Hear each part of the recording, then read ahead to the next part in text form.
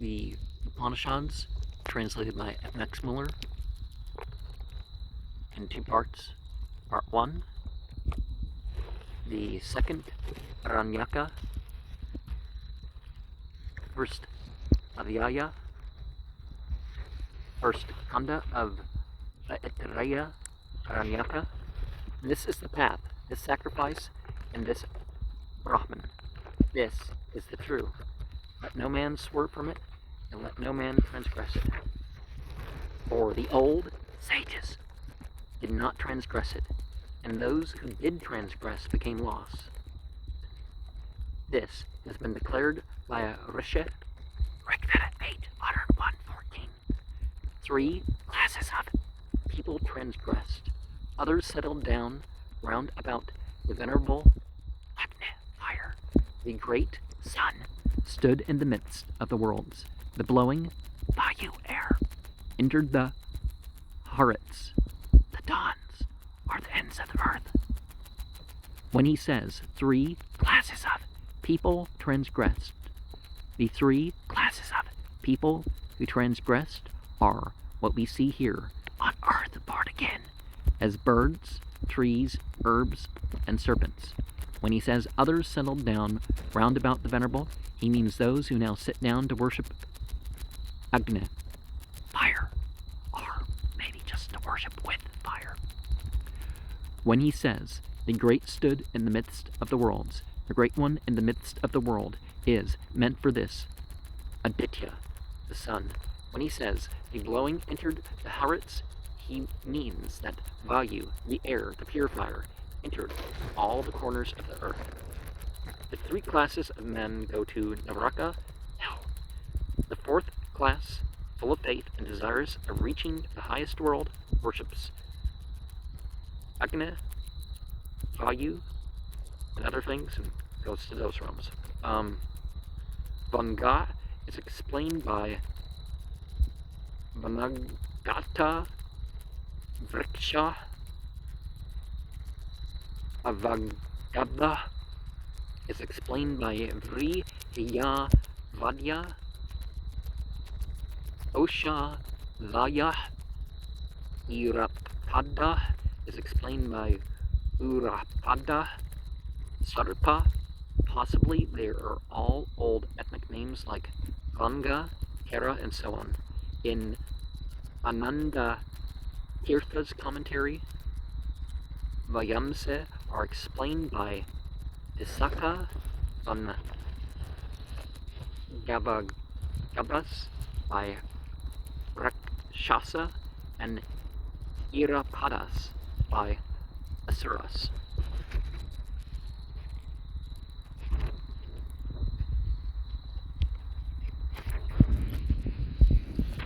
The true path is twofold, consisting of works and knowledge.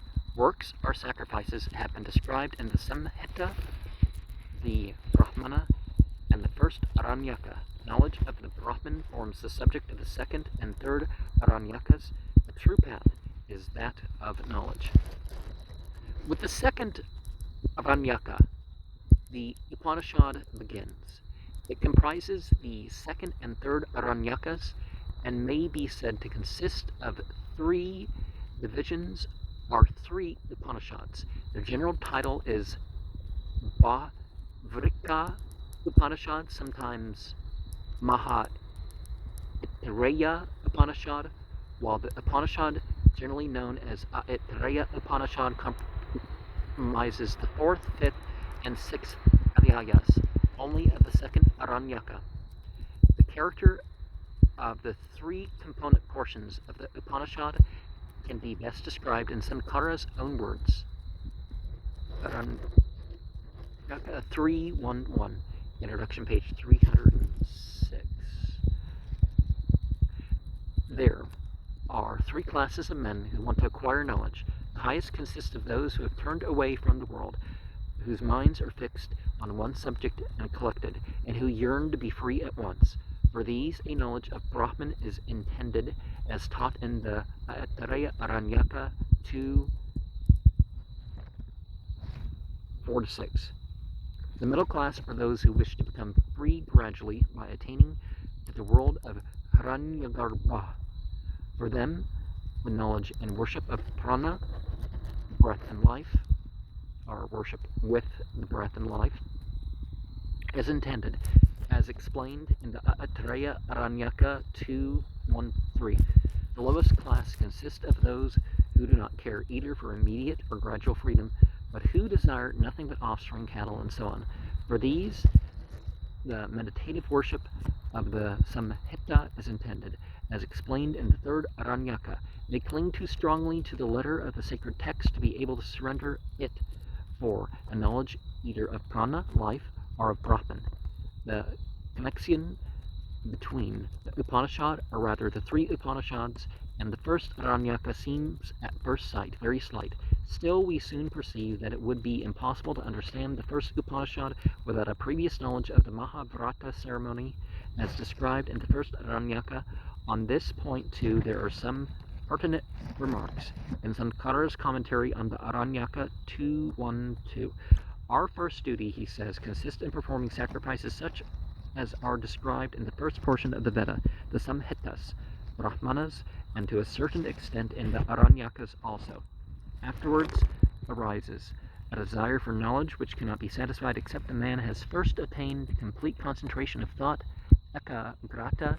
In order to acquire that concentration, the performance of certain upasanas, or meditations, is enjoined, such as we find described in our Upanishad, these in Aranyaka 2.1.3. This meditation, or as it is sometimes translated, worship, is of two kinds, either Brahmopasana or Pratikapasana. Brahmopasana, or meditation on Brahman, consists in thinking of him as distinguished by certain qualities. Pratikapasana, or meditation on symbols, consists in looking on certain worldly objects as if they were Brahman, in order thus to withdraw the mind from the too powerful influence of external objects.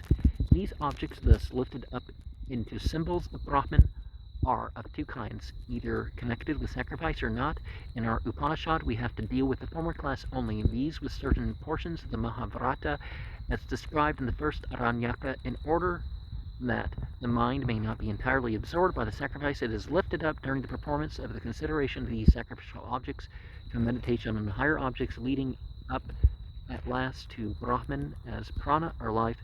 This meditation is to be performed by the priest, and while they meditate on a hymn or on a single word of it as meaning something else, such as the sun, earth, or the sky, but not vice versa. And if in one sakha, as in that of the Aitareyans, for instance, a certain hymn has been symbolically explained, the same explanation may be adopted by another Sakya also, such as that of the Kaushikans. It is not necessarily, however, that every part of the sacrifice should be accompanied by meditation, but it is left optional to the priest in what particular meditation he wishes to engage. Nor is even the time of the sacrifice the only right time for him to engage in these meditations. It's like, all this grimoire stuff and the path working and stuff like this. If you can't do it at the ideal quinary or month or astrological alignment, you can still do the stuff. It just may be missing some of the symbolism, right? And notice how it's been pointed out to us that the words here we got, for worship, it's not necessarily worship or thinking of things. Thinking of things or meditating on things is not the same thing as taking them as a deity, that we're invoking them as if they're, they can answer our prayers, like they have a separate power, because as we've seen, that fire, air, water, earth, they don't have their power unless Brahman gives them permission.